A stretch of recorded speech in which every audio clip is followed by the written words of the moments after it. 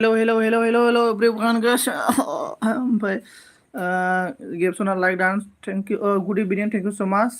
सन्जिब होनदों जिदि बड' family thank you so माच लाइक डान थेंक इउ ओमफ्राय हेल' ब्र होनदों हेल' गेबसन ब्र जे बर' like don thank you so माच मरा गेबसन उरला उलराय चलिए thank you so much everyone guys please comment करो मुझे सपोर्ट कर दो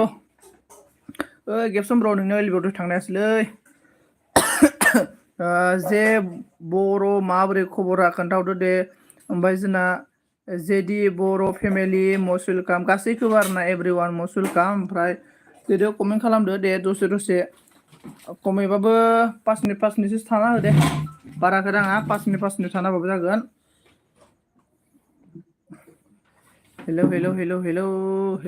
हेल' टेस्टिं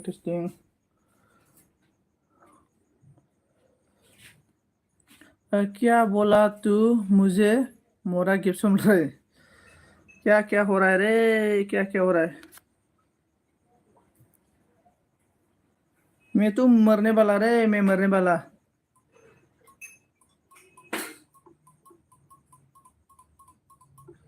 मेडिकल से मैं अभी आया मतलब ज़्यादा टाइम नहीं हुआ 4 बजे में मैं मेडिकल से घर में आया है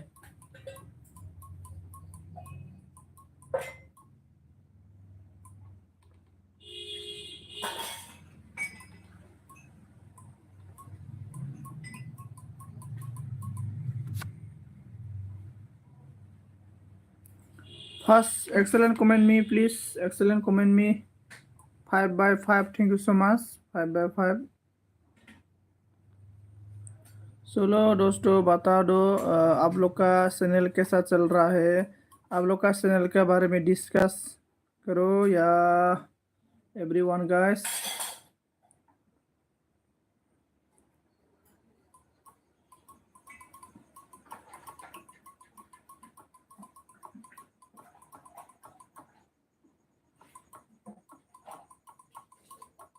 खारजोब्बाय आरोना रावबो गैला खारजोब्बाय मानसिफोरा रावबो गैला आरोना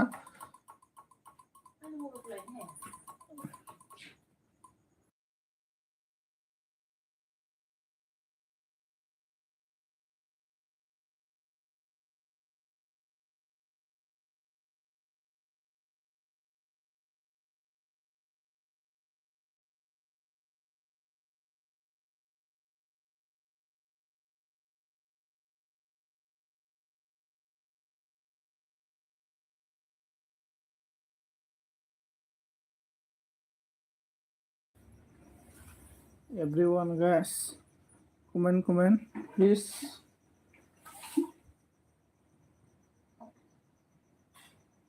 everyone guys please comment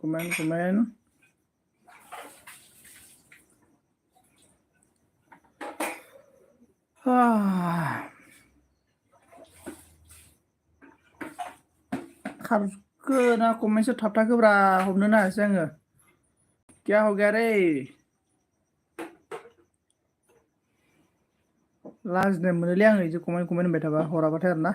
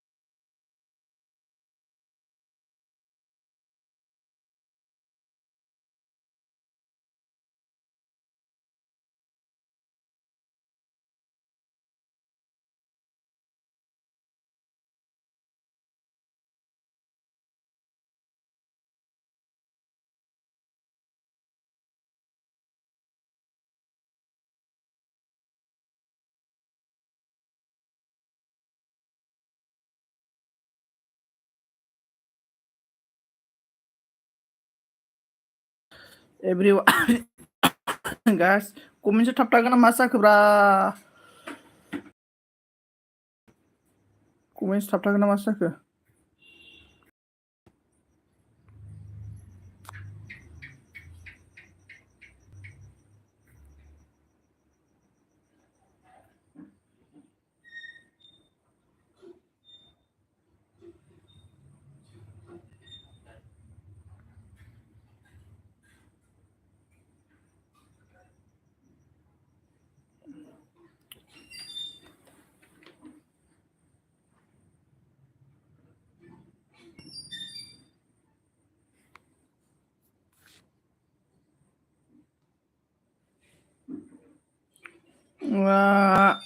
चलो 3% है मतलब मुझे मैं जानना है 3% कौन कौन है प्लीज कमेंट करो मुझे जानना है 3% प्लीज कौन मैं कुछ बात बोलना चाहता हूँ मैं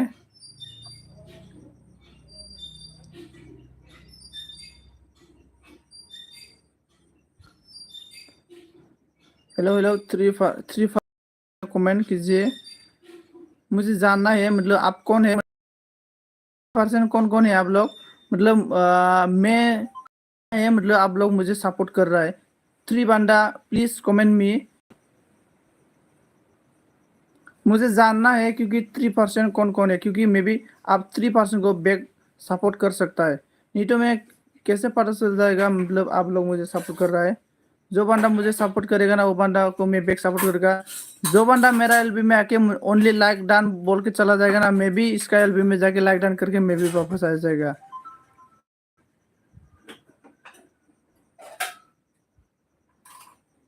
ऑन हो मोरा संजय ठीक हो साली तू भी ऑन हो बोल के ऐसा ऐसा मतलब चला जाता ना मैं भी आपका एल्ब में ऑन है बोलेगा मतलब कमेंट नहीं करेगा तो जैसे करेगा ना वो ऐसे ही मिलेगा मतलब जो कि मतलब जो भी काम करो मतलब कितना अच्छा काम करेगा ना इतना ही सैलरी मिलेगा मतलब किधर भी जाओ मतलब बिजनेस करो इतना अच्छा बिजनेस करेगा तो इतना ही पैसा मिलेगा जितना खराब बिजनेस करना इतना खराब पैसा मिलेगा सेम अकॉर्डिंग संजीत का लाइफ स्टाइल भी ऐसा ही है जो पर्सन संजीत को ऐसा सपोर्ट करेगा ना मैं भी ऐसा ही करेगा जो पर्सन मुझे लॉकडाउन करके चला जाएगा ना मैं भी इसका में लॉकडाउन करके चला वापस आ जाएगा तू मेरी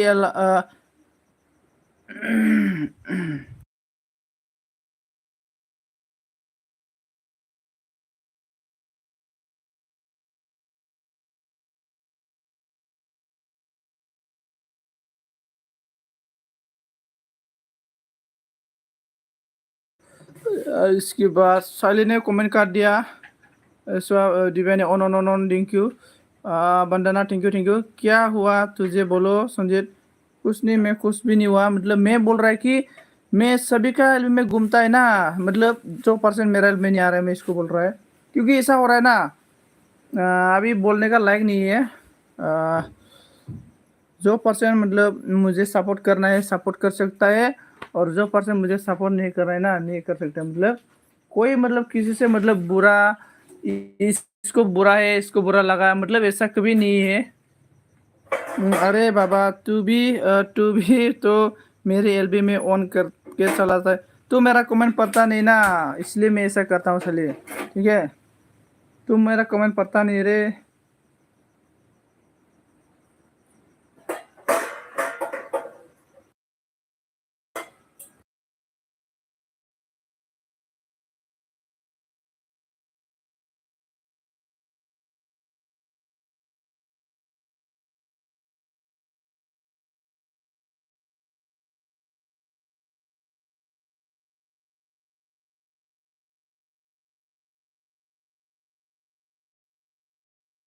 हेलो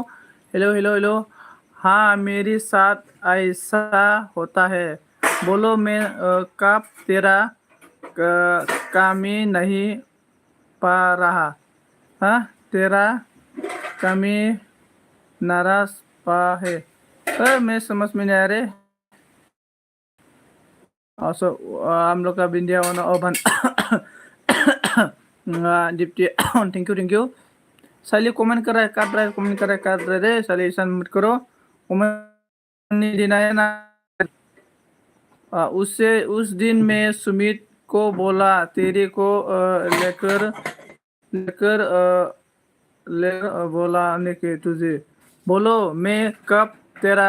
कमेंट नहीं पढ़ा। ओ 2 दिन हो गया तुम मेरा comment पढ़ा था। 2 दिन हो गया रे। ओ इसको मालूम है, बबीता को मालूम है, बबीता और मैं ही था, 2 ही था आपका एल्बम में फर्स्ट में ओपनिंग में। कल तो नहीं परसों था, परसों तो पढ़ा नहीं था मेरा कमेंट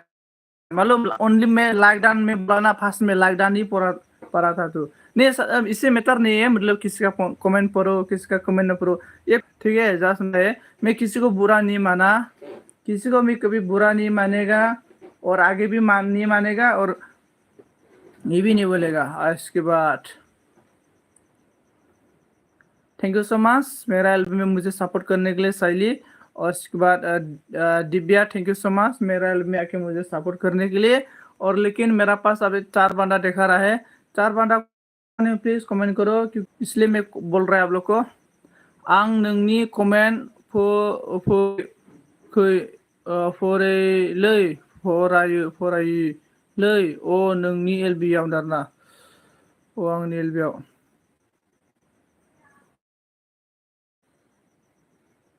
ईसानी बोलताय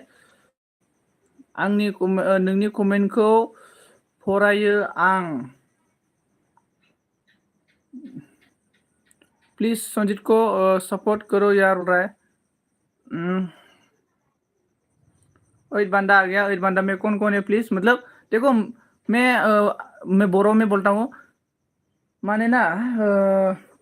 सोर दङ कमेन्ट खालाम आरोना, कमेन्ट खालामोब्ला मिथिगोन आरोना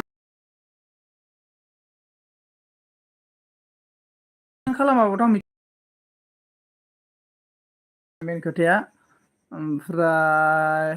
दिव्या ने बोला entertainment thank you so much. उल्ला हुआ मेरा कमेंट सॉरी है अल्लाह हुआ नहीं अल्ट्रा होनी चाहिए। चलो आप लोग कमेंट 2% कमेंट कर रहा है thank you so much 2%। Divya और शैली थैंक यू सो मच। रुको संजीत सबको लगाता हूँ मैं सबको लाता हूँ। नहीं सबको लगना ऐसा नहीं इसलिए मैं देखो किसी को इतना फोर्स करके बुलाने का जरूरत नहीं है इसलिए मतलब आप मत बुलाओ। मैं मतलब किसी को मेरा एल्बम में आओ मेरा मुझे सपोर्ट करो मैं कभी ऐसा नहीं बोलता हूँ। जिंदगी में कभी भी नहीं बोला मैं मेरा एल्बम में आओ। मैं किसी का एल्बम में भी जाता हूँ मैं कभी नहीं बोला मेरा एल्बम में आओ। मतलब मेरा मतलब क्या है मैं सक्सेस हो ना हो मेरे से कोई मतलब नहीं, लेकिन आप लोग सक्सेस होना चाहिए। और बोलेगा तो आं सक्सेस जाना जा आंजों जेबो फाराग गैया आरोना नाथाय नोंसोर सक्सेस जाबानो जाबाय आरोना। बिनिखायनो आं मालाबाबो आं जायनि बिनि एलबियावनो थांनो होननानै कमेन्ट खालामो आरोना। नाथाय आंखौ बेक सापर्ट खालामनानै मालाबाबो बुङा। आंखौ बेक सापर्ट खालामनानै आंखौ सापर्ट खालामनांगौ आंनियाव था आं मालाबाबो बुङा आरोना। आंनाव फैबा फैयो फैयाबा फैया आं आफुथि गैया आरोना। आं रागाबो जोङा आं माने जास्ट चेनेलखौ जेनेबा माबा मा होनना बुङो बेखौ जेनेबा देनां बोरायबा नायनो थाखायसो दोनदों आरोना। देनां बोरायबा बुरैबा माने मा होनना बुङो बेखौ मेम'रि स्टाइलनि आरोना। जेनेबा आं बिनि थाखायसो बानायखादों आरोना लोगोफोर फैसा खामायनो हागोन बेखौ मालाबा सानाखै भिडिअ बानायनांगोन। गुड इभिनिं सनजित लाइक डान राजना मेक्सला थैंक यू। ओमफ्राय सनजित नागाबदो आरोना गाबनो नाङा। क्या हुआ संजीत गुस्सा मत करो ओके नहीं बुलाऊंगा प्लीज किसी को मत बुलाओ। ओमफ्राय जोंना मेक्सला हार्ड हरबाय संजीत आई मिस यू होनदों okay I miss you too. ओमफ्राय आंनि सना आई लाभ यू होनदों आई लाभ यू शैली। बियाने अनन्दिया थैंक यू सो मच अनरेलने के लिए। बहुत इतना हवा आ रहा है ना इधर बा गोसो मास बोरै जाखो लोमजानाया होनदारना।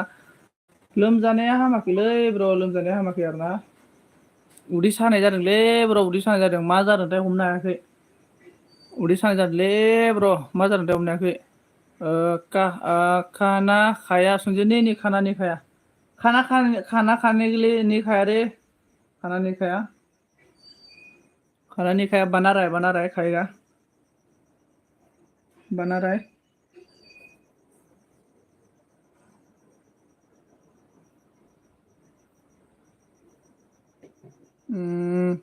हाँ संजीत, हमारे यहाँ भी बारिश आने वाला है। हाँ, हम लोग का तो बारिश आया था थोड़ा और चला गया। उसके बाद ओमफ्राय आल्ट्रासाउन्ड खालामाखै नामा दादा? आल्ट्रासाउन्ड खालामबाय, खोनथाम खालामबाय आल्ट्रासाउन्डखौ, ओमफ्राय खोनथाम खालामनायाव जेबो गैया। ओमफ्राय खोनसे खालामबाय स्टिचिं आरोना फुल माने गोदनानिफ्राय आथिंसिम आरोना, माने एकदमबारे हासुग्रा सासुग्रा उदै लेबार किडनि आल्ट्रासाउन्ड खालामजोब्बाय आरोना, माबा स्टिचिं खालामबाय आरोना, फुरा बडिखौ मेसिनाव सोना नायबाय आरोना, जेबो गैया आरोना, जेबो गैया आरो। बेनिफ्राय तू नाराज हो नहीं है ना मेरी से बोलो, तू नाराज हो नहीं। नहीं नहीं साइले, मैं किसी से नाराज नहीं, किसी से नाराज होके क्या मिला? देखो जिंदगी ऐसा जिंदगी है, इंसान मतलब मैं नहीं बोला, लेकिन मैं देखो भागवत गीता पढ़ो, कितना मतलब भगवान का भक्ति गाना सुनाओ, तो ये सब हम लोग को ये सिखाता है कि जिंदगी, हम लोग का जिंदगी, इंसान का जिंदगी ऐसा है, आज से काल नहीं है। तो हम लोग का जिंदगी आज से काल नहीं है, तो ऐसा जिंदगी लेके हम लोग क्यों किसी को गुस्सा करो, क्यों किसी को नाराज करो? इसलिए किसी को नाराज नहीं होना चाहिए, गुस्सा नहीं होना चाहिए, आराम से दिल खुश, मतलब हैप्पी हैप्पी करके हाँ किसी से बात करना चाहिए। ऐसा ऐसा मतलब ऐसा होना चाहिए। इसलिए मैं किसी से नाराज नहीं हूँ, साले किसी से नाराज जादों बे आरोना। गेस जानथ'लै बोरै बोरै जाखोथाय, बेखायनोथ' दा एसे मा होनो बिदिनो दं आरोना मेक्सेल ब्र' एसे बेबस्था लादों र'। अन अन अन अन अन अन थैंक यू हम लोग का Divya, thank you. Divya joining करो प्लीज नाउ डरना। दिव्या मेक्सेल को ज्वाइनिंग करने के लिए बोल रहा है, मैं आपको ब्लू देता हूँ। बान्दोना मेक्सेल बान्दोना इनि मेन चेनेल आरोना, आंखौ बिराद सापर्ट खालामो। बेनिफ्राय थैंक यू सो मच। दीदी दीदी दीप्तिया बोलो क्या कर रहा है दीदी? बेनिफ्राय मेक्सेल ब्र' मा खालामबाय दङ? सालिनि केवला तुझे आग्रेशन क्यों आ रहा है इतना ना? Sanjeet please relax comment, relax calm down में हो ना यार मेरे जान। Thank you. Time time tablet बायदि जा दै। Thank you so much, thank you मेक्सेल ब्र'। दं लै ओरैनो उन्दुना दाना। अके अके। ओमफ्राय ओंखाम जागोना जायाखै मेक्सेल ब्र'? ओमफ्राय मेक्सेल ब्र' अखा हागोन ना हायाखैलै नोंसिनिखै?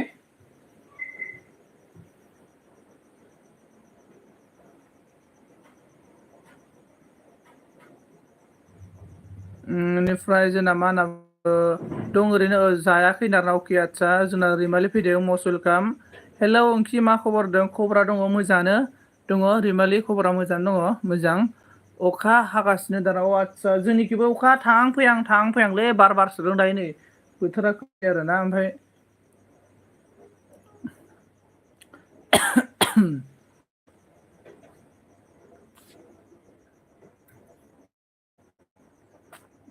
सन्जित थेंक यू सालि, थेंक यू।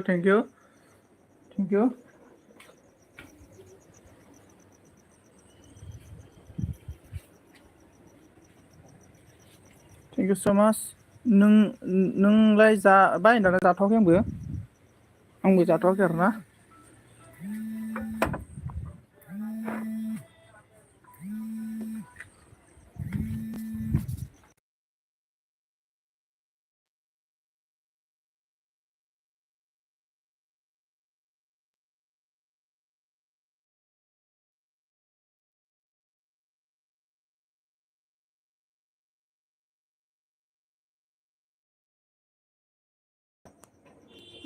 इसके बाद मैक्सेल टाकला फटाएगा आज में बोल रहा है। संगीता ने बोला गुस्सा भी हो रहा, हंस भी हो रहा है। क्यों, क्या हुआ? शैली बोला क्या? बोलो क्या हुआ शैली? आप शैली बोलो क्या हुआ?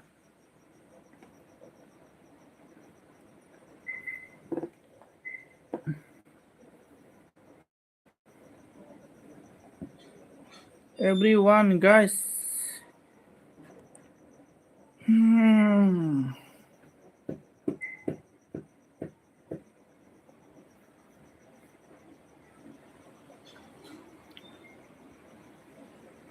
everyone, guys. Hello, hello. On, thank you, Maxwell bro. मा ओंख्रि संखो Maxwell bro साइड खोन्थाहरदो मा ओंख्रि संखो बोलो मा होनना बुंखो बोलो क्या हुआ साली हाँ बोलो क्या हुआ साली गेप्सन बोतला है कि मैं सुमित के साथ बोलता है कि मैं सुमित के साथ इंटरेस्ट हुए हैं एलबी में विशाल की मैक्सेल बोल रहा है अच्छा अंकी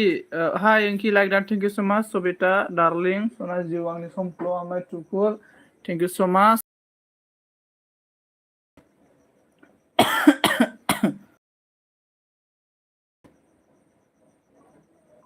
लाइक दैट रिमालेबल like thank you so much like होनायनि थाखाय थैंक यू रोजा रोजा साबायखर जिउ गोलाव जाथों दे जिउ गोलाव जाथों आंखौ सापर्ट खालामनायनि थाखाय लोगोफोर आंनिया माने खुगा गोसा दै लोगोफोर आं जाय जि बाथ्रा बुङो बियो जानो नागिरो माने आं माबा बाराव जोनोम जानायनोलै बाराय गोसायाव खुगा गोसा आरोना बिस गोनांनोलै आंनि खुगाया ओंखायनो जिउ गोलाव जाथों होनना बुंबाय आं नोंसोरखौ जिउ गोलाव जागोन दे जिउ गोलाव जागोन साननाय हनायफोरा जाफुंजोबथों ओमफ्राय सुमित कहाँ में था तुमको मालूम था क्या होननानै सोंदों नै साइली सबिताया अन थैंक यू साइलिया मा क्या पढ़ता है मोरा संजीत मैक्सवेल तू समझ गया बोलो डरना क्यों समझ नहीं गया बोल हाँ क्या हो गया रे भाई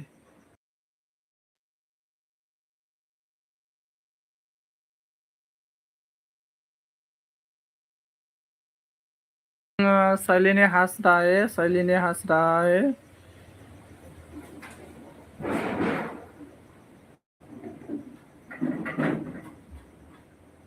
बारालै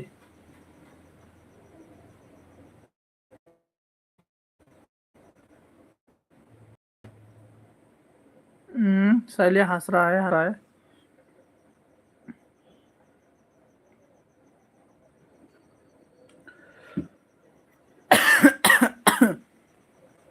क्या बोला मैक्सवेल मैं मर गया रे बोल रहा मर गया क्यों मर गया हाँ मुझसे समझ गया लाइक संजीत ओके नहीं समझला समझा लाइक संजीत को नहीं समझला मा ओंख्रै जायामोन दहाय सानदारना दहायनि ओंख्रिया माबासोमोन बेनिफ्राय ना भाजा दंमोन ओमफ्राय मा होनना बुंखो भिन्दि भाजामोन ओमफ्राय इयो थाइबेंखौ माबा बे हानायमोनलै ओमफ्राय बिदिनो नाखौ माने नाखौ जेनेबा पिस मोनसे बाथोन देदोंमोन आरो ना फानलुखौ बेसे अरस'बाय थानो नाखौनो पिस मोनसे बाथोन देनोसै होननानै पिस मोनसे बाथोन इसके बाद हाँ मैक्सवेल हास के मर जाएगा दाना हाँ हासो हिमोग्लोबिन ज़्यादा हो जाएगा हंसने से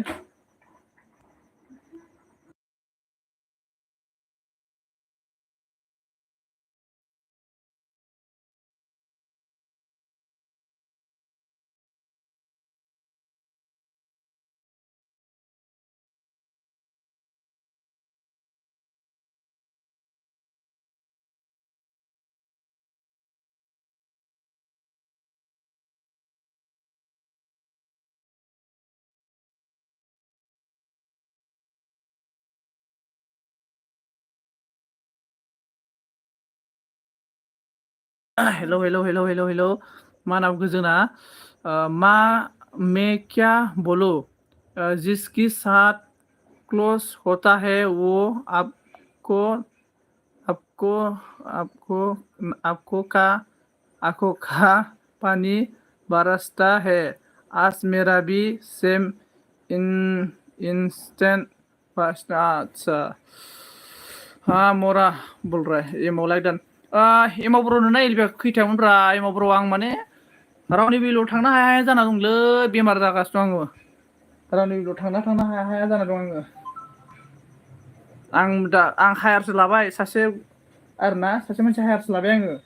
माने आं अनल' हरना दोनदो होननानै आं मबाइलखौ होना दोनो दाना आङो ना सासे मानसि हायार ओमफ्राय बि सासे मानसियासो अनन हरना होयो आरोना अनन होननानै आं दाना मबाइलखौनो लाला दिनैबो हायारसो लागोन आं दा मोनायाव आंनि लोगोखौ आरोना हायार ओमफ्राय like don thank you so माच एमाव इसलिए मैं कोई किसी से आज दिल कुल बात नहीं करना हाँ क्या बोलेगा जिंदगी ऐसा है रे ओमफ्राय बेदरजों माजों दाना बेदरजों माजों बेदर गैयालै ब्र नै दिनैनिफ्रायथ' बेदर फिसा मोनजाला आङो जालाबो आरोना मोनजाला बेदर मोनजाला बयलार मोनजाला सब जेबो मोनजाला ओरैबायदि खाथ्रानाकलै आदसा मेक्सेल होनदों जोंना मेक्सेला अनन ओंखाम जाग्रोनि आं रन्दाना अके एमाव अके मोरा गेप्सन बोलता है कि मैं सुमित की साथ गुलू गुलू है बोल रहा है हाँ साली तो वो होटल में गुलू गुलू किया था ना सुमित के साथ सुमित साल्टे किधर है आलमनी सनजित ना सनजित सना ना मा खबर दाना आंनि खबरा मोजांलै मोजांखा आं मा लोमजालायखो होनदाना लोमजादोंलै एसे लोमजादों आरोना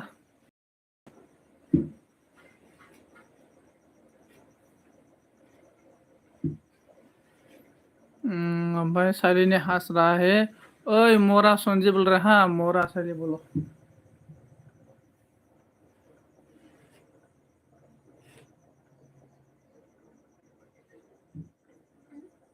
इसकी बात आं थांनां नामा सनान्दारना नोंनि जेबो गोनांथि गैया अनामिका नोंनि जेबो गोनांथि गैया आरोना नै साइलेन्ट दङ लेंहरबा फैगोन साइलेन्टनो ओमफ्राय दिल तो पागल है साइली हाँ दिल तो पागल होता है रे मतलब ऐसा होता है देखो भागवत गीता में ना श्री कृष्ण एक बार बोला था मुझे याद है मतलब हम लोग को ना मतलब कोई पर्सन एनी अदर कोई पर्सन मतलब आपका बात आपसे बात नहीं कर रहा है मतलब आपका दिल का आपका दिल में चल रहा है इसको कोई आपका बारे में आपका हाल चाल कोई नहीं पूछता है तो ही मतलब आंखें से मतलब आंसू आता है इसलिए तो बोलता हूँ दिल का बात किसी को भी मत इतना ज्यादा मत बोलो अनामिका बाजै नावदो नै मेक्सेला ओमफ्राय आंखौ नाङा होनबा नाङा नामा होनबा दाना नोंखौ नाङालै आं माने आंना हारसिंनो मोजांखा आरोना हारसिंनो मोजां ओमफ्राय ओइ आगै मेक्सेल नावदारा नै मेक्सेल ओमफ्राय इसके बाद अनामिका मेक्सेल होनदों साइलेम होनदों हाँ मैं तो पागल है हाँ किसी के साथ ना पागल मत हो जो पर्सन के लिए पागल होता है ना वो पर्सन आपको धोखा देगा इसलिए किसी के पास मतलब इतना पागल मत हो और किसी को इतना प्यार मत करो नहीं तो वो छोड़ के चला जाएगा अरे बेनिफ्राय अनामिका ओंखाम संबाय नामा होनदारना ओंखाम सङाखैनो अनामिका खोन्थाहरदो अखासो होनदों जोंना गाइस मोनदारा आखासो होनदों मा आखासो होनखोलै आं बुझासै मेक्सेल मुझे संजीत ने पागल क्या है बोल रहा है मेकअप पागल क्या जाम्बा फिल्म प्रडाक्सन थेंक इउ स माच मस्ट वेलकाम आरोना आङो सापर्ट खालामफैनो थाखाय ओमफ्राय आं अन दं दाना जोंना रैमालिया दे अन थेंक इउ स माच अन थानायनि थाखाय रोजा रोजा साबायखर जिउ गोलाव जाथों आरोना जिउ गोलाव जाथों जिउ गोलाव जाथों आरोना पागल नहीं बोलो साइली गलत मत समझो दिल को बोलो हाँ गलत मत समझो किसी को और साइली ना थोड़ी थोड़ी छोटा बात में साइली गुस्सा आता है रे ऐसा में मतलब थोड़ी थोड़ी छोटा बात में कभी गुस्सा मत हो पागल नहीं हो मतलब ऐसा हो बेनिफ्राय कमेन्ट खालामदो दे लोगोफोर सोर दङ कमेन्ट खालामदो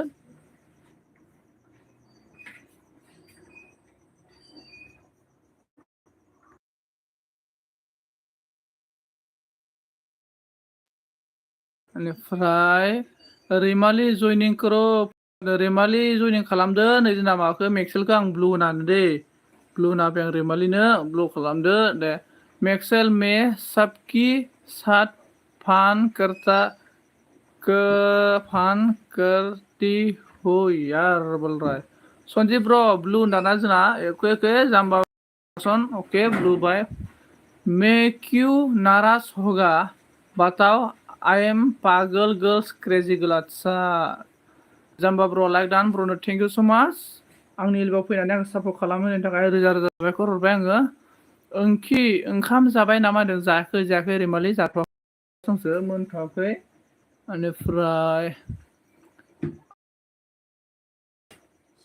सियान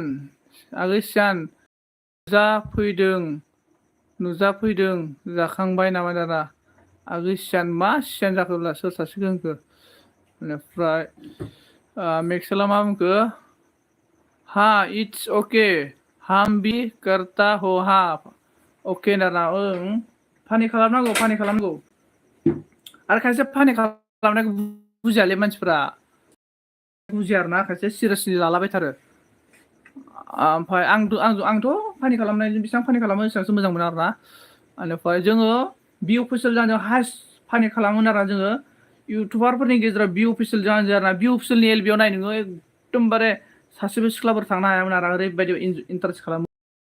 मानसिया मा जाखोथाय खामानि बेस्थ' जाखो ना मा जाखो आंबो बेमार खालामनो सोलाबाखै दा मोनायाव खनसे कल खालामनायगोन आं र'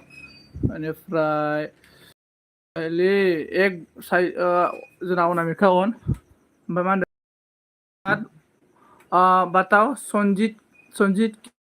किसके लिए नाराज है मुझे बताओ साली बताओ मैक्सेल एक शेर सुनाओ मैं किसी को रुला भी सकता हूँ हंसा भी सकता हूँ उसको परेशान भी कर सकता है तो शैली तो ऐसा है लेकिन मतलब किसी के भी कभी भी मतलब किसी को भी किसी का दिल को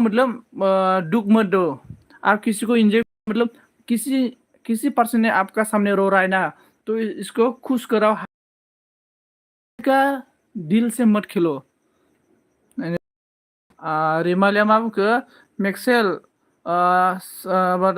चेनेलाव हाबहैनो र' दे मेक्सेलनि चेनेलाव हाबहै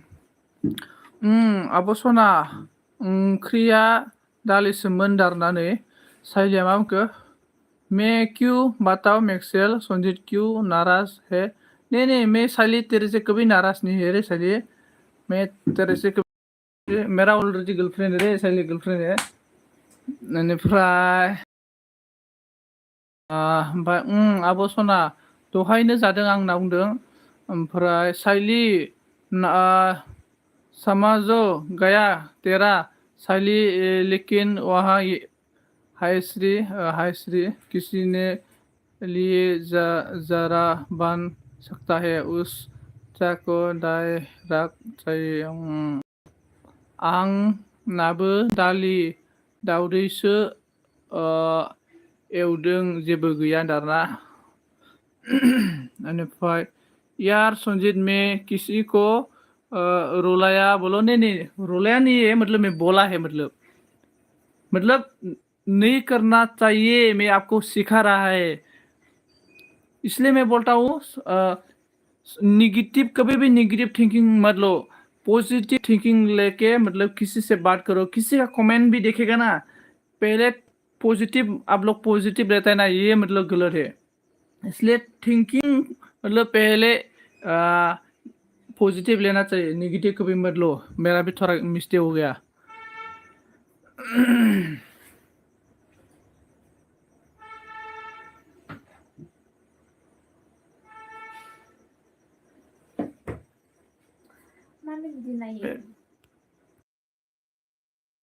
और इसके बाद यार मैक्सेल मेक्सी को क्या बोलूं तो बताए तो मैं समझाएगा हाँ साइली बोलो मैक्सिल को बोलो मैक्सिल समझा देगा अखा हादोंमोन आगै सियान जोंनाव आरो हाबावगोनसोदां हागोनदां हानो हागौ माथि बोथोरा आजिखालि थिग गैयालै खुनु थिग गैया जोंनाथ' मैया मोनानिफ्रायनो हादों अखाया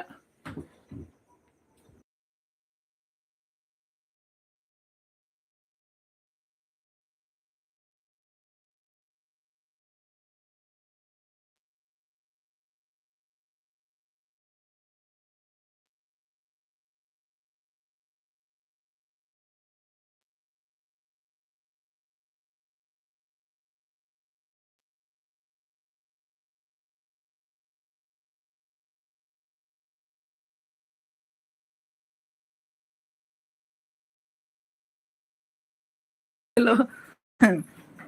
अबेसो थागौमोन ना मैक्सवेल बोलो तो नहीं बोला मैंने जस्ट ध्यान रखने को साहब दे रहा हो साले हाँ अच्छा क्या बताओ मैं आपको बोलो मैक्सवेल बोल रहा है बताओ बताओ दिल का बात बताओ ओ ओ वहाँ तो मैं भी बीच आ नहीं सकता बीच में आ नहीं सकता बीच आ नहीं सकता नै रैमालि आं नोंखौ भिडिअ नायना साब खालामबाय खालामना फैबाय आरोना रैमालि नोंखौ भिडिअ नायना खालामना फैबायनो जोंना जाम्बा फिल्म प्रडाक्सना बेनिफ्राय जोंना क्या बोल रहा है तू मैक्सवेल नाम आरोना मैक्सवेल ने बोल रहा है कि मैक्सवेल जो मतलब आपका क्या हुआ मतलब आपका सिचुएशन यानी प्रॉब्लम मतलब जो भी बात है आपका दिल में इसको बोलने के बोल रहा है और आपको मैक्सवेल ने मतलब थोड़ा मतलब स्ट्रांग होने के लिए मतलब साहस होने के लिए थोड़ा मोटिवेट करेगा मोटिवेशन देगा बोल रहा है इसके बाद मन्दिराया लाइक दान दाना thank you so much Mandira like दान होनायनि थाखाय ओमफ्राय माबोरै खबर अखा हानायाखै नोंसिनिखै मन्दिरा खोन्थाहरदो दे साइलिने बोला ऐसा नहीं है कि मैं ऐसा कुछ कुछ किया उससे बुरा लगा तुझे किसको लगा मैक्सवेल बोलो आरोना साइलि फैबाय जोंना जिरिमैया राफाया हेलौ हेलौ जिरिमैया राफा ब्रादार हेलौ माबोरै खबर जिरिमैया ब्रो क्या कर रहा है बोलो खाना पीना हुआ कि नहीं हुआ है और गुड इवनिंग इसके बाद बोलो हाल चाल क्या चल रहा है आपका चैनल का बारे में थोड़ा चैनल का बारे में बात करो दोस्तों आप लोग का चैनल कैसा चल रहा है कैसा क्या हो रहा है और चैनल को आगे ले जाने के लिए क्या करना पड़ेगा वो सब बात कर सकता है दोस्तों ओमफ्राय अखा हादों दादा अके जोंनिखैबो हादों ओमफ्राय ओंखाम जानो जायाखै ओमफ्राय मोजां ब्रदारना मोजां जानांगौ जेब्लायबो ओमफ्राय जोंना जिरिमैया ब्रादार दा साननैसो मा मावो जिरिमैया ब्रादार मा मावो एसे खोन्थाहरदो दे बेनिफ्राय हायोब्ला ओमफ्राय मैं बोला कि तुमने बोला क्या बोलो उसको मैं बोला अगर बताएगा तो किसी के परेशान मत मैं क्या हो नहीं सकता है की बात आगा नहीं सकता जैसा हो संजीत की बीच में क्या हो रहा है ये नहीं हो रहेगा नहीं मैं किसी से ये नहीं हुआ रे मैं लड़की की बना हुई नहीं हुआ सुबह मोरा संजीत मैक्सवेल ने ऐसा नहीं बोला ऐसा है कमेंट पढ़ो मैक्सवेल लिखा मोरा संजीत बोल रहा है like thank you so much जिरमिया संजीत को संजीत की क्या हो रहा है ये नहीं हो रहा है नहीं बोल रहे क्या हुआ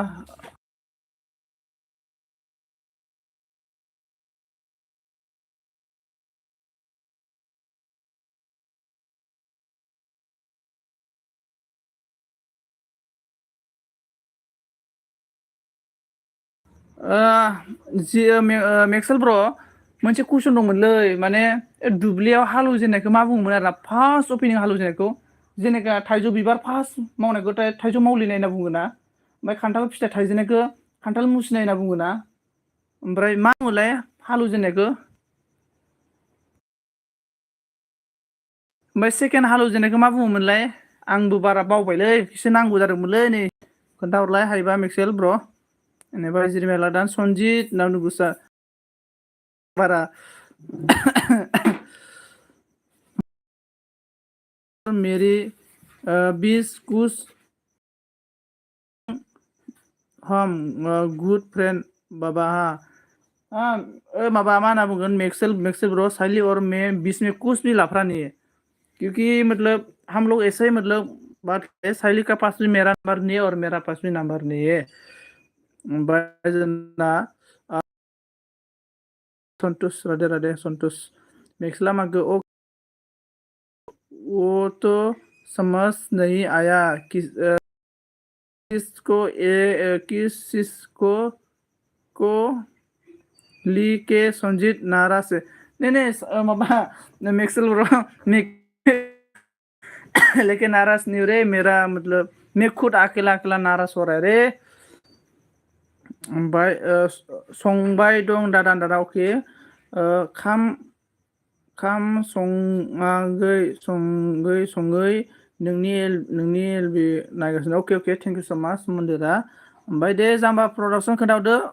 दुब्लियाव हालौजेननायखौ मा बुङो फार्स्ट हालौनाय सेकेन्ड हालौजेननायखौ मा बुङोमोनलाय खोन्थाहरलाय सोर हायो ओमफ्राय नै सनजित ब्र जाम्बाया दाना माथो नोंसो बायनार ना ओमफ्राय मेक्सेल मिनिबाय थाइले मागो हा बताओ संजीत मेक्सेल को क्यों नाराज हुआ हा बताओ संजीत मेक्सेल को क्यों नाराज है तू हाँ क्यों क्या नाराज हुआ मैं मेक्सेल नाराज नहीं हुआ ना क्यों नाराज हुआ मैं किसी को नाराज नहीं हूँ मेक्सेल को क्यों नाराज होगा मैं नाराज नहीं हो रहे मैं मेक्सेल को मोरा ओमफ्राय मन्दिरा सब साब खालामबाय नोंखौ मन्दिरा नोंखौ जोंना जाम्बा प्रडाक्सना साब खालामबायनो जाम्बा प्रडाक्सनखौ नोङो बेग होफिनदो मन्दिरा जिरि मैया रादार मा खबर होनना बुंदों नै सन्तोषआ मा होनदों अबाव दं नों आदा होनदारना सन्तोष आङो माबायाव दं दे मा होनना बुंगोन माजबारावसो दं आङो माजबाराव दङ सन्तोष माजबाराव बेनिफ्राय थेंक इउ जाम्बा होनदारना मन्दिरा दुब्लियाव हालौजेननायखौ मा बुङोमोनलाय फार्स्ट हालौजेननायखौ सेकेन्ड हालौजेननायखौ मा बुङोमोनलाय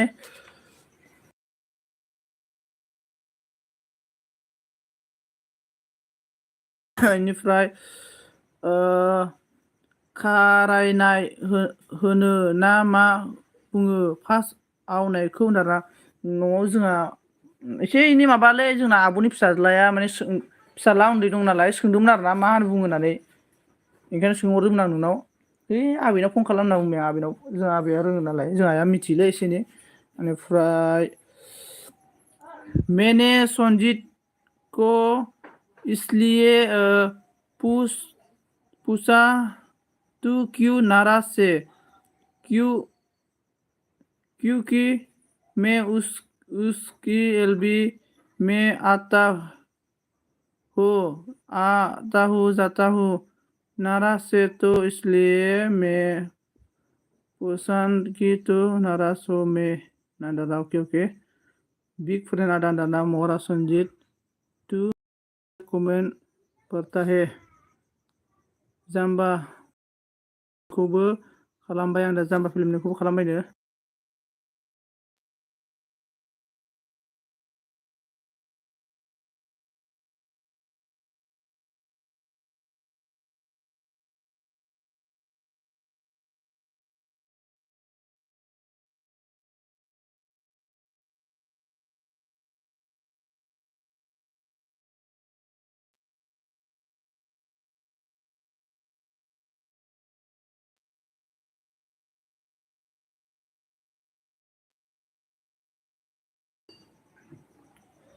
इसके बाद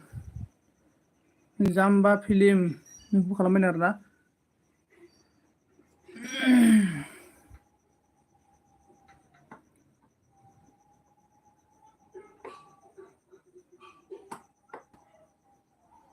इसके बाद चल कॉमेडी बात करता है सलिहा मुझे हिंदी हिंदी नहीं आता रे साली, इंग्लिश में बोलो, इंग्लिश आता है मुझे। मैं संजीत को इसलिए पूछा पूछा तू क्यों नाराज है? क्यों कौन कौन की कौन की मैं उसकी एलबी में आता आता हूँ जाता हूँ भी नाराज है तो इसलिए मैं पूछने तो पूछा कि तू नाराज तो नहीं है। ओ ऐसा बोल रहा है। अनिफाई क्या कमेंट? ओके मैक्सेल, देखो ना संजीत को क्या कमेंट पड़ता है। शैली क्या चिकन बोल रहा है? नहीं नहीं शैली, तू मेरे में आता है जाता है। मैं देखो अच्छा से सुनो एवरीवन गाइस, मैं क्या बोल रहा है, मैं किसी से नाराज नहीं हूँ, मैं किसी से झगड़ा भी नहीं करेगा, मैं किसी से गुस्सा भी नहीं हूँ। मैं ये बोल रहा है कि जो पर्सन मेरा एलबी में आके जाता हूँ वो मैं भी ऐसा करेगा, मतलब मुझे हिंदी अच्छा से मालूम, हिंदी अच्छा से नहीं, मैं बर' में बोलता हूँ। जाय माने आंनि लिबियाव फैनानै माने लाकडाउनल' होनानै थाङोना, आंबो बैनि लिबियाव लाकडाउनल' होनानै फैगोन बेखौसो होनदों आरोना आङो। आं रावखौबो माने जाग्रा माने माबा थांनाय फैनायखौ बुङाखै आरोना। माने आंनि लिबियाव सोरबा हेलौ लाकडाउन ब्र' होननानैल' थाङो नालाय, आंबो बिसिनि लिबियाव बिदि खालामहैगोन होनदों आरोना। ओमफ्राय साइडली में क्या बोला है कि देखो जो पर्सन मेरा एलबी में लाकडाउन संजीत बोलेगा और कमेंट भी नहीं करके चले जाएगा, तो मैं भी इसको ही बोला है कि मैं भी ऐसा करेगा जो पर्सन मुझे करता है लाइक डान, और मैं भी कमेंट नहीं करेगा। मैं ये बात बोल रहा है, मैं किसी से मतलब किसी को मैं गुस्सा ये ऐसा नहीं बोला साइली, ओनली मैं साइली आपको नहीं बोला, एनी अदर पर्सन सभी को मैं बोला है। मोरा साइली तू समझ में नहीं आता है साइली जल्दी से। नर्स के बाद इट्स ओके अच्छा स्टिक खाने को स्टैंड खाने को मन कर रहा है बोल रहा है। आजाम एक्सेल मेरी पास बोल रहा है। अभी मैं जो बोला है समझ में आया कि नहीं आया बोलो एवरीवन गाइस।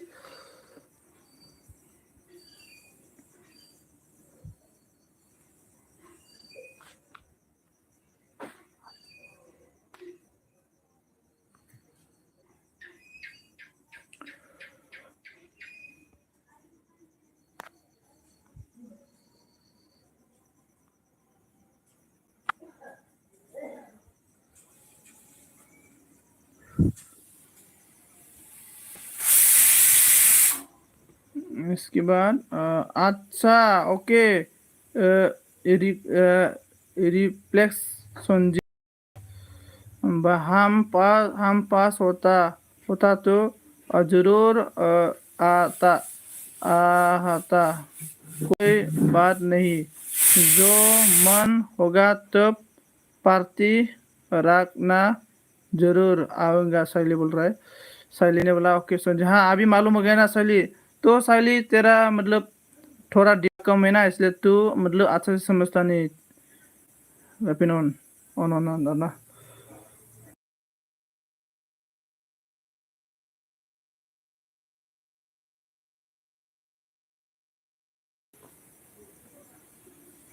और इसके बाद अभी समझ में आया ना शैली?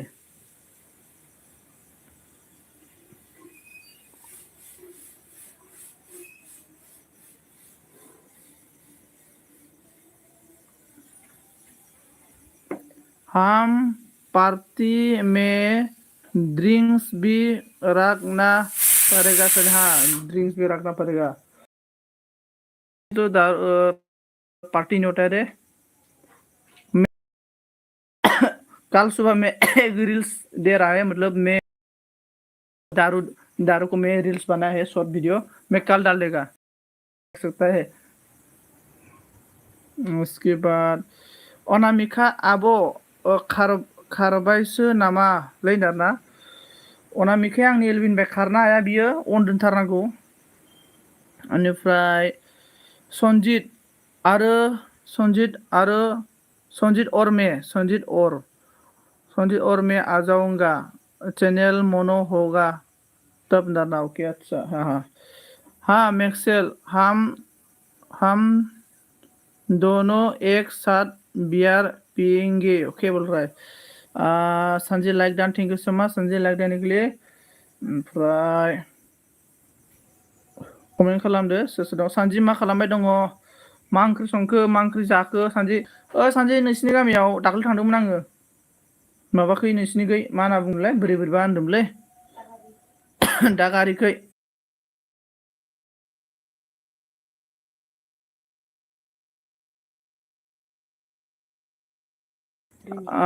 मा होनो सानजि बे सामथाइबारि रौनि काटा ना मा होनना बुङो इखै थांदोंमोन आरो थांदोंमोन सानजि दाख्लैयो ओमफ्राय सोंदोंमोन आरो आङो ओमफ्राय सिनायो होनदोंलै आरोना जों जायनि न'खराव जुमाय लोङो आरोना ओमफ्राय सिनायो आरोना नोंखौ सिनायो नामदों आरोना माने माबामोन आरोना पार्टि जानो थांदोंमोन आरोना जोङो ओमफ्राय संजीत तू मेरी को प्यार नहीं करता है साइली मैं प्यार करता हूँ लेकिन मतलब प्यार तो मैं सभी को करता हूँ साइली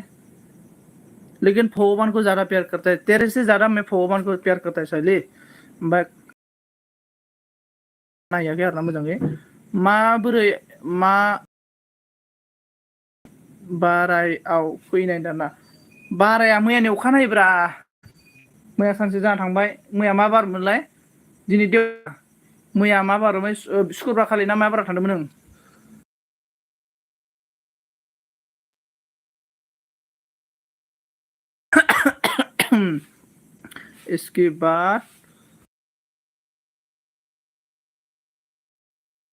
इसके बाद ना सानजि नोंनो बोरै खोन्थानोब्रा नोंनि नाम्बारबो गैया आरो आङो सिख्ला मानसिफोरनो बोरै खोन्थाहरनोब्रा आंखौथ' खोन्थाहराखै आरोना नोंनि नाम्बारबो गैया आंनाव आरो आं बारा एसेबां माबायाखै आरोना आं माने लोगोफोर हमनो होननानैबो थांखायाखै नालाय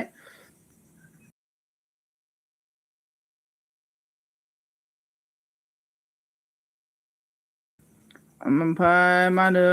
मेक्सेल अन नेट स्ल' जाबायलै र' इसके बाद मेक्सेल नेट स्ल' जाबायलै मा जाखोथाय सुक्रुबाराव होनदों आरोना ओं सुक्रुबाराव आं नायबाय थानो सोलाबासै आदा अके जोंना मेक्सेला मा होनखो सना ओंखाम जाबाय होनना सोंदों जाम्बाब्र'आ गल दाना गल जाखो मा जाखोथाय र'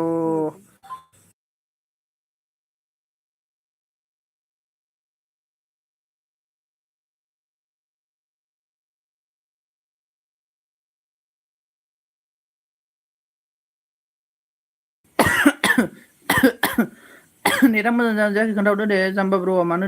रागा जाखो ब्र' मा होनना बुङोब्रा नेटखौलाय बुहुद एयारटेला प्रब्लेम होगासिनो दङ 4G बुहुद प्रब्लेम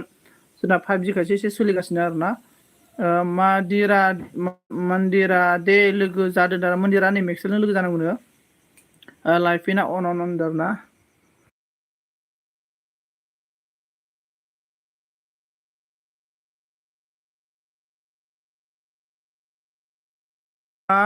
जोंना एमावआ फैबाय आरोना मा होनना बुंखो मा ओंख्रि जाखो सन्जिना ओंखाम मोनजायाखै आं दाबो मोनजायाखैनो जोंना ओंखाम संग्रायानो बिराद गादाथार जाला बुद्रुसो जोंहा आब'आ ओंखाम संनायानो थाब सङा रायजाबाय थायो आंजों ओमफ्राय टिन्टुलु होनो आरोना जोंना माबाया बयस बोरै टिन्टुलु गेद्दा ओमफ्राय फिन बाजै सना होनदों आरोना नै मेक्सेल नोंजों साब दंखायो दा मेक्सेल नोंजों साब दंखायो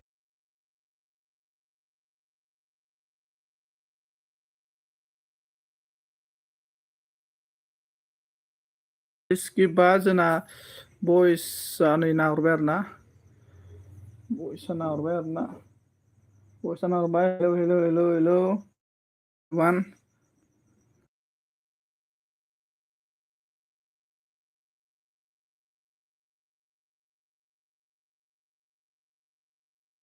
हेलौ एभ्रिवान कमेन्ट खालामदो दे लोगोफोर ओइ आं बयस नोंनि एलबियाव थांनो हायाखैलै बयस ब्र' आं माने बेमार जालागासिनो दंलै साननैसो ओंखायनो नोंनि एलबियाव थांनो हायाखै आङो नोंनियासो गेद्दा टिन्टुला आंना गेद्दा नालाय फाग्ला आंना ओमफ्राय लाइफिना मा होनखो ओइ आगै मेक्सेल बुं नामदोंना जाला नेटा होनदोंना नेटा मा जाखोब्रा नेटा मा जाखोथाय कितना परसेंट करता है बोलो मोरा संजीत।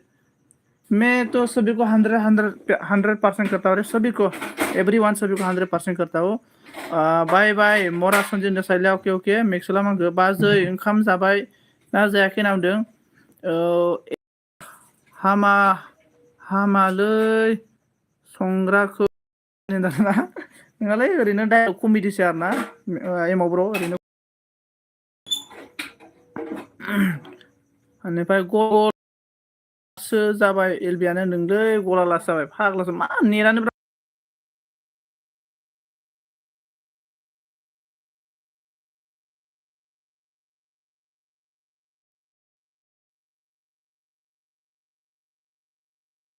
ओमफ्राय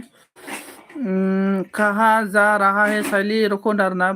दे सम मोनबा फैबानो जाबाय एलबियानो थांगोन बयस टेनसन खालामनाङा दिनैबो डाक्टाराव थांनानै लेट जाबायलै नै ओमफ्राय सुनि सन्जि नाम दाना नै जोंना माबाया साइलिया मा होनदों नै यार मेक्सेल दारना ओमफ्राय मा कर'ना जाबाय नामा सन्जि नोंलै माबा कर'ना जादोंलै कर'ना नालाय कर'नानि सेकेन्ड कर'ना बोरै नाममोन 07 ना मा होनो ओमफ्राय पापि एलबियाव फैयाखै ना नों दारना रुक जाव थरा दारना बे गुदुं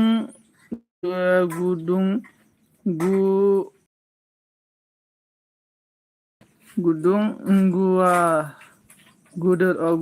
साइलिया मा खि जायामोन दारना नों आंनि एलबियाव फैदों सुनि सानजिना बिदि चेलेन्ज लालायलायनोङा लोगोफोर आं बयनावबो थाङोलै मिथिबायना आंनि एलबियाव जाय फैयाबाबो थाङोलै आं नाम लाबाथ' बुहुद दङ आरोना आं नाम लाबा बुहुद दङ आं जायनि एलबियाव गिदिङो नाथाय आंनि एलबियाव गिदिंबावासो बिसोरो आंबाबो आङो नायो आरो भिडिअ'बो नायो आङो हरबानो आंनाव नटिफिकेसनफोर नायलाबायो आं नायनायालाय ओमफ्राय रेबेला लाइक दान ब्र थेंक इउ स' माच रेबेल ब्र नोंना चिरां माहानिमोनलाय रेबेल ब्र बेनिफ्राय जाला माथो नेटानो दारा मा जाखोब्रा नेटानो र' आं हटस्पट लानांगौ र' 1 मिनिट हटस्पट ले रहा है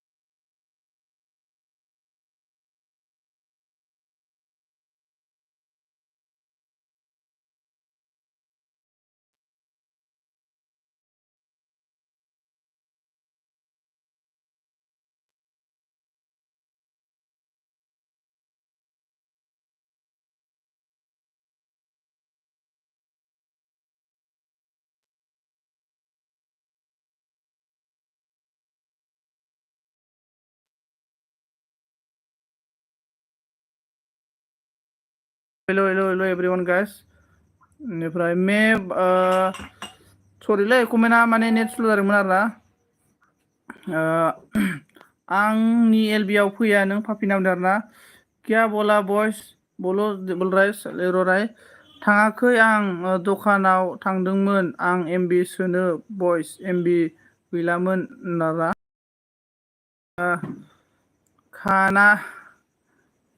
खाना कौन बनाता है नारना बुंनाङा रिप्ले दाहाय बैनाय दाना बुंनाङा रिप्ले दाबो बैनाय दाना मे बानाती हु मेक्सेल दारना अखा हादों नेट नाङाखैलै दारना खिन्थु बे एकप नङा अनलि फानिसो अके अनन थेंक इउ मा नायखो होनदों माबा हस्पिटाल लादोंमोन आङो जायासै सानजि सना जिउ आंनि थै केजि आरोना ओइ ब्र दाना ओइ हेल' केजि ब्र बुं बोल' केजि जयनिं मी नाम दिनै जोंना माबाया मेक्सला ओमफ्राय एमाव मांखो साइलि लिलु दाना हाम स्टेन साइलिन्दा स्टेन स्टं ओमफ्राय मरा एमाव थाख्ला दारना केजियानो मेक्सेल जयनिं दंखायो दाना मेक्सेल जयनिं दंखायो केजिया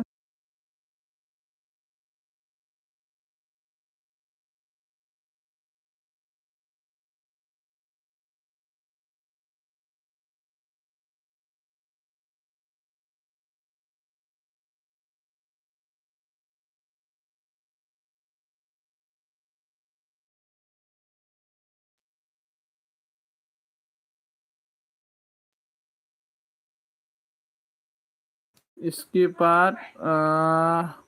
मेक्सेल जयनिं दंखायो ओमफ्राय मेक्सेलाव केनारना मा ओंख्रि जायामोन ब्र' नांदारना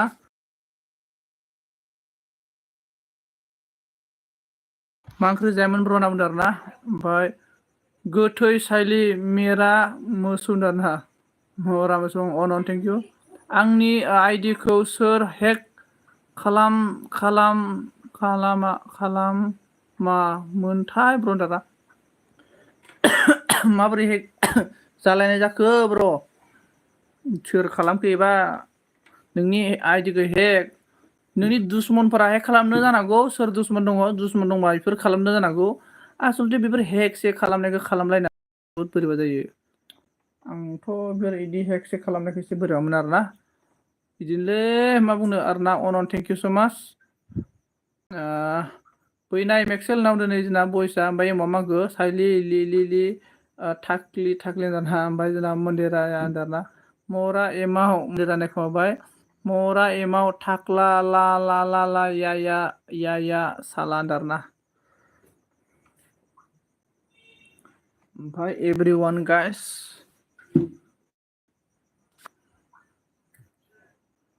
गिबसना एलबि होना होबाय माथो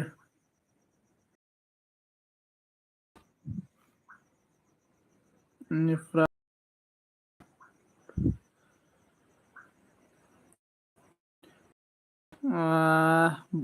मेक्सेल मा ओंख्रि जायामोन मेक्सेल मा ओंख्रि जायामोननो ओमफ्राय मेक्सेला मागो भइस गुमै बुंदारना मा बुङो आयु होनना दं मन्दिराया ओमफ्राय केया मा बुंखो साइलि मरि होनदारना मेक्सेला बुंखो ओमफ्राय जाबायना मा होनदारना ओमफ्राय जाबाय नामा होनदारना जाबाय ओमफ्राय दसे बावनोसै दे मरा एमाउ टु टाक्ला तेरा वेब टाक्लि होनदारना जायाखैनो होनदारना अके जायाखैनो आरोना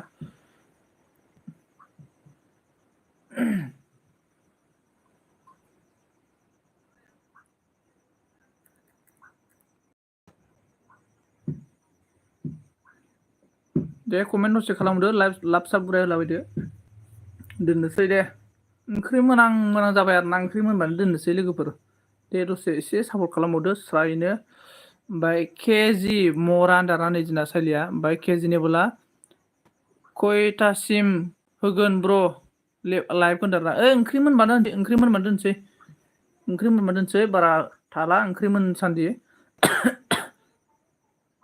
ओमफ्राय जोंना मेक्सेला लाभ हरबाय आरोना साइलि थाक्लि सु सबजि बाबा बाना दाहाय दारना मेक्सेला हारहरबाय ओमफ्राय साइलिया मिनिबाय मेक्सेला हारहरबाय खिनाय हरबाय केजिया मा होनगो साइलि मरि होननानै मिनिहरबाय मन्दिरा होनबाय आंहा ओंख्रि मोनबाय जानोसै होनना बा दे जागोर गोथावनो नोंहा मेक्सेला नै हारहरबाय ओमफ्राय सानजिया मिनिहरबाय आरोना ओमफ्राय कमेन्टआ बेखिनियाव जोबथ'ना थाबोलायबायलाय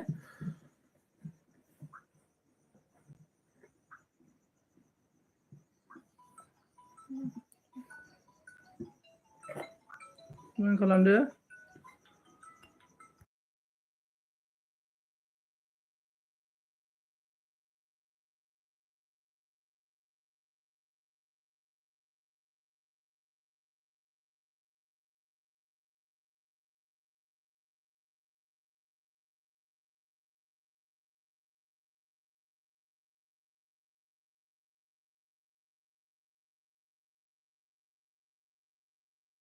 हेल' ओमफ्राय मरा एमाव थाख्ला जोंना माबाया मिनिहरबाय आरोना जोंना मेक्सेला मा होनना बुङो साइलि स्पेसियेलि फर इउ होनना दाना ओमफ्राय सानजिया नै साइलि प्लास सनजि नांदों ओमफ्राय केजिया सानजि होनना बुंदों आरोना ओमफ्राय जोंना मन्दिरा मिनिहरबाय आरोना ओमफ्राय साइलिया माखो मरा एमाव थाख्ला ला होनना बुंदों ना थाक्लाला टि टि टि टि चिकेन यो नामदारा साइलि प्लास सनजित ओमफ्राय जोंना सानजिया ओमफ्राय थेंक इउ मेक्सेल नामदों ओमफ्राय केजिया मा गोमा खालामदों सानजि बिखुनजो नामदाना ओमफ्राय सानजिया मा गोमा जादों खारग गिर्जा गबाय नामा होनना बुंदों आरोना केजिया माखौ दहायनो गदों होनना बुंदों ओमफ्राय साइलि always be happy Nana yes next साइलि happy नहीं है रोज मतलब रोता है नेक्सल ब्रो साइली रोज रोता है रोज एक दिन भी बात नहीं है रोज रोता है साइली कभी हैप्पी नहीं है रोज रोता है काल भी मतलब इतना रोआ ना हाथ भी काट लिया साइली ने हाथ काट के रो रहा था मोरा साइली ने रोज रोता है साइली का पहला का मतलब फेस देखो इतना अच्छा खूबसूरत सुंदर था लेकिन आजकल का साइली का फेस देखो इतना मतलब हो रहा है कि 2 दिन में 1 टाइम खाना खाने के मिलने वाला पर्सन का होना ऐसा हो रहा है मतलब साइली का चेहरा थोड़ा दुर्बल होके जा सनजित आं ओंखारथ'बाय अके थेंक इउ सो माच मेक्सेल आंबो दोनखानोसै थेंक इउ मरा एमाव थाक्ला ला ला ला ला लि लि लि होनदों आरोना मरा नोंनि कमेन्ट फरायनायखौ इन्टारेस्टिं जायालै होनदों आरोना ब्र नोंनि कमेन्ट फरायनायखौ इन्टारेस्टिं जायालै होनना बुंदों आरोना इन्टारेस्टिं खालामग्रालै आङो हाँ मैं कल बहुत रोआ संजय नामदों प्यार में कभी हंसता है कभी रुलाता है यस हाँ भाई तेरी वजह से खाना नहीं खाया मैं संजय बोल रहा है ना ओमफ्राय माबाया अनामिका जायोसो होनदों ब्र नोंनि कमेन्ट फरायनायखौ इन्टारेस्टिं जायोलै अके आदसा जायोसो होनदों आरोना खम जारलाने आंजोंबो सयथिबो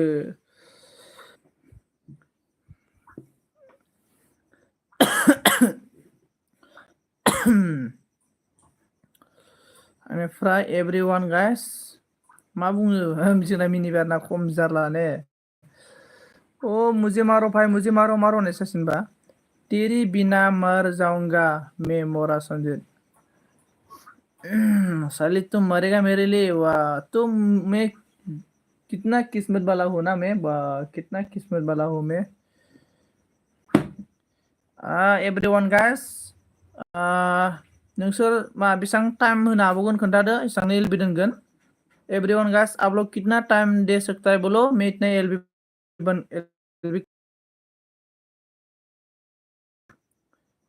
ओंख्रि संनायखौ खोन्था हरदो होनदोंना ब्र ओंख्रि संनायखौलाय बोरै खोन्था हरलाबायनोब्रा ओमफ्राय साइलि थाक्लि क्लि आइ लाभ इउ आइ लाभ नोंखौ आं सोखो थोयो हाँ तू खादर नहीं केयर नहीं करता है मेरे मोरा संजय दाना मंदिर कमेंट दानबाय साइलिया हासराय मेका अनन दारना everyone guys इसके बाद कस्मा गानग्रा जादो दादाना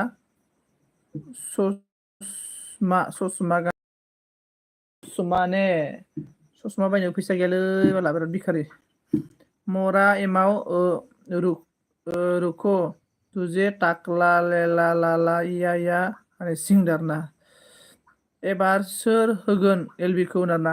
मिथियालै एबार सोर होगोन दाय माबाया होबायनो मा होनना बुंगोन गेबसना आंनि एलबियाव थायासैनो दिनै लाइक दानल' होनानै खारबाय बाला एलबि सोहैबाय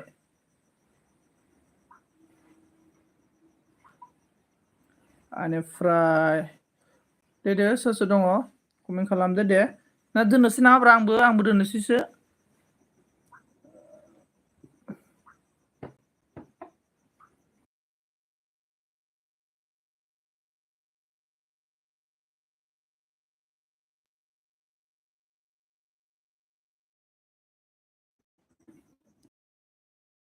कमेन्ट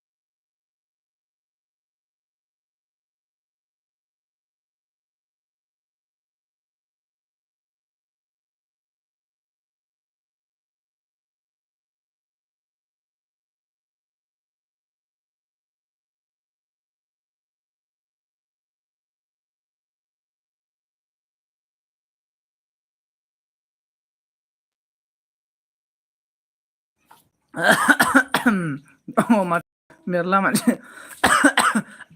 दं माथो मेरला मानसि होनदों बाय बाय मेरे जान संजेनदों बाय बाय अल अके बिमा बाजै कमेन्ट हरलाय बावा अनल बाव होनदों गुड नाइट दादा बाय बाय ओके साइली टाकली में होगे मेरी साइली टाकली में होएगा मेरा टाकली होनदों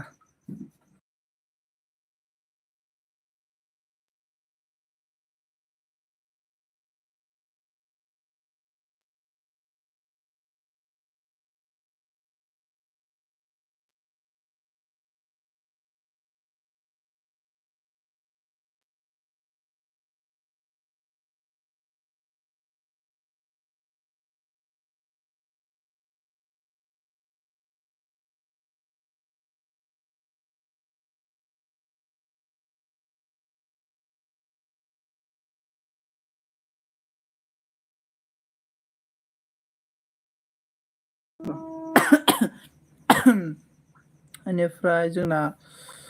गुड नाइट दादा नांबाय आरोना जोंना मन्दिरा थेंक इउ सो माच अके गुड नाइट स्वीट ड्रिम ओमफ्राय साइली टाकली में होएगा मेरा टाकली दाना बाय बाय दाना जोंना केजिया अके ओमफ्राय एमाव ब्र एलबिया नोंना खैथायाव होनो नागिरदों एमाव ब्र एलबि खैथायाव नागिरदों एमाव ब्र खोन्थाहरला देलाय एमाव ब्र एलबिया खैथायाव नागिरदों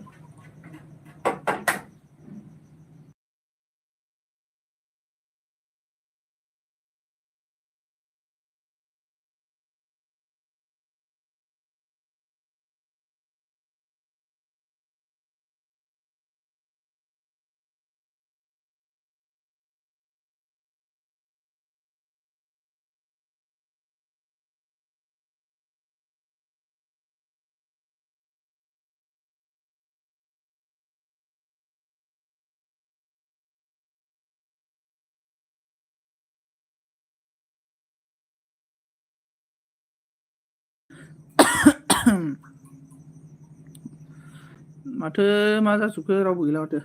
7 जन देखायदों माथो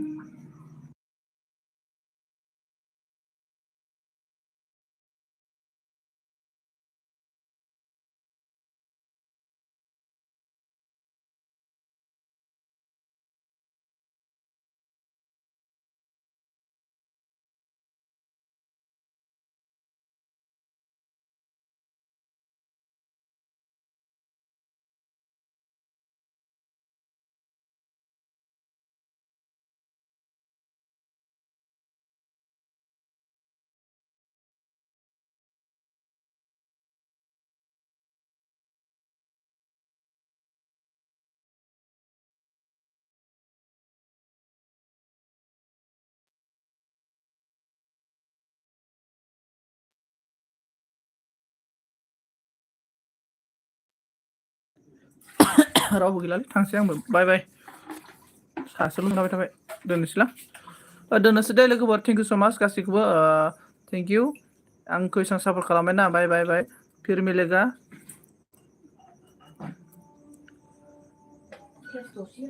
थेंक इउ स' माच